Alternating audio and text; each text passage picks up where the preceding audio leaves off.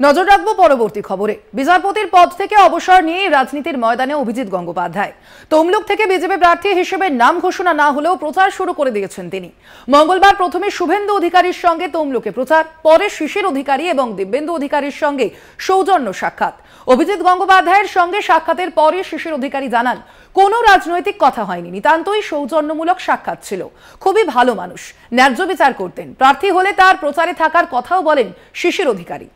আপনাদের জানিয়ে রাখি, তমলুক থেকে এখনো পর্যন্ত প্রার্থী হিসেবে ঘোষণা করা হয়নি অভিজিৎ গঙ্গোপাধ্যায়ের নাম, এবং গতকাল আমরা দেখেছি তমলুকে ইতিমধ্যেই শুভেন্দু অধিকারীর সঙ্গে প্রচারে নেমেছেন অবসরপ্রাপ্ত প্রাক্তন বিচারপতি অভিজিৎ গঙ্গোপাধ্যায়। তিনি শিশির অধিকারীর সঙ্গে দেখা করেন এবং তারপরে শিশির অধিকারী কি বলেছেন শোনাবো।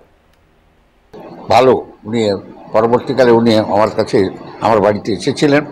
তা আমি ঠাকুরকে বলেছি, আমি প্রার্থনা করেছি এরকম যোগ্য লোক, এরকম শক্তিশালী লোক বাংলার পলিটিক্সে যত আসবে তত বাংলার শক্তিশালী হবে। উনি যদি এখানে দাঁড়ান বা পার্টি যদি ওখানে নমিনেশন দেয়, নিশ্চয়ই উনি যে সাহায্য যেরকমভাবে সাহায্য করতে বলেন করুন।